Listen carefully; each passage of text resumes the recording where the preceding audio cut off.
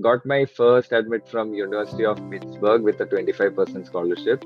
Then I got an admit from University of Rochester with 35% scholarship. I got from Boston again with a 25% scholarship. I got an admit from CMU. The first draft of my SOP that I had, I would say it was terrible. It was really stressful and I was confused.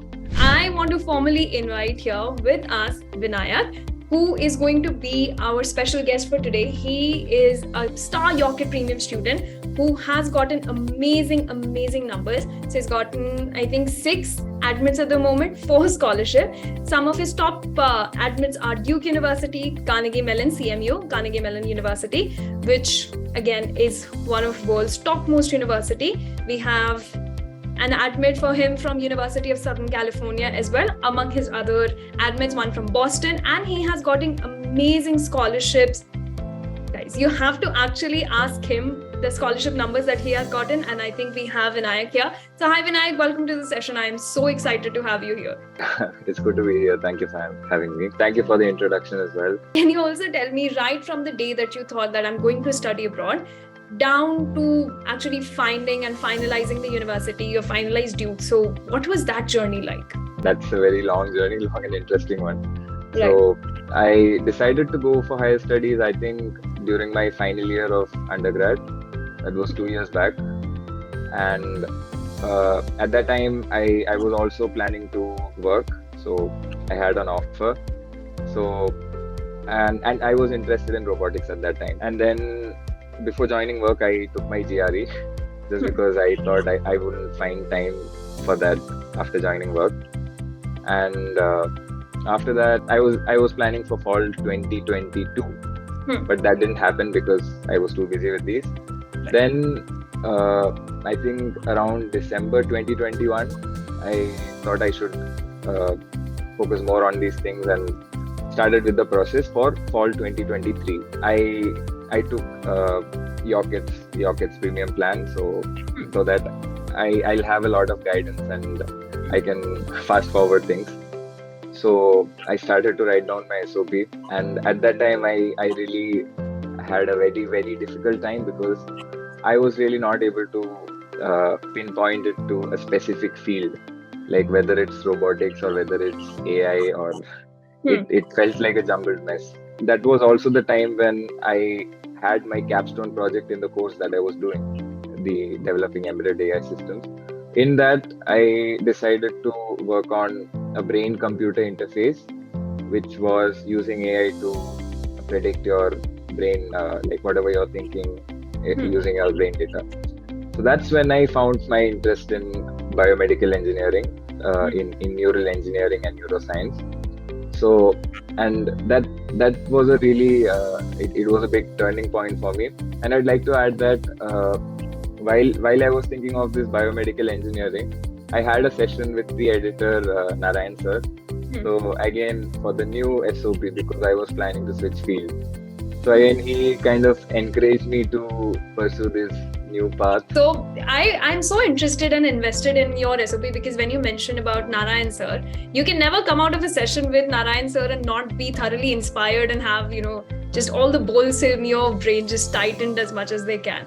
So yes, so since you mentioned that you had to write different university essay, was that let's say more difficult, or was it still easy since you just had to just change the context slightly? I would say it was easy and difficult. It was difficult in the beginning because now I've really constructed a complete statement of purpose which goes with the flow. Like you need to start from how you develop that interest, what you've done and how you reach there. But yes, again, Narayan sir helped me out with that. So let's take a moment to talk about your scholarships. So I wouldn't say it. Why don't you go ahead and tell everybody here about your amazing scholarships? I'd like to add that I didn't have hopes of really getting into some of these universities that I applied to. So scholarship was something that I didn't even dream about while applying. Got my first admit from University of Pittsburgh with a 25% scholarship. Then I got an admit from University of Rochester with 35% scholarship. I got from Boston again with a 25% scholarship. I got an admit from CMU. I did not get a scholarship from Duke, but I'm joining there because the program is really, really interesting to me. So, once you came and once you started your journey, what made you stick to Yocket? What was something that I'm sure once you're researching, you come across a lot of different opportunities. So, what was the time or what was the problem statement that made you stick to Yocket? If you don't have any guidance, it's difficult for you. So in that sense, I was really looking for a counselor or consultant. So I got this event I came to know of this event that was going on about their I think their premium services and what they offer. So I attended that just because I felt like. So after attending the session, I felt that it was good because they offered like end-to-end support, like from the beginning, from the application, like not just application, even preparing for your application, like developing your profile. And that was something that I was looking for. Having a counselor, really, having a counselor like whom you could talk to and discuss about all these things at any time, it's definitely something to consider. Right. Great. Awesome. So what would be your ultimate tip for all of these students who are applying to universities abroad, either have just started or are preparing for GRE, are freaking out about SOP and LOR? So what would be your tip? So one thing is you should take it slow so that you can get it all done in the right way. You just don't want to do something just for the sake of doing it. And second thing is, the earlier you start, it's really better. And SOP is very important according to me because I believe that that's what helped me get the admits.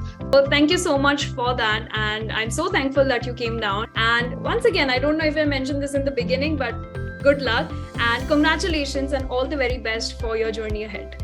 And after talking to all these students and understanding the various boulders in their journey, we created Yocket Premium. And before we part, studying abroad is not a rocket science. It is Yocket science. So select your preferred choice of plan and get started today.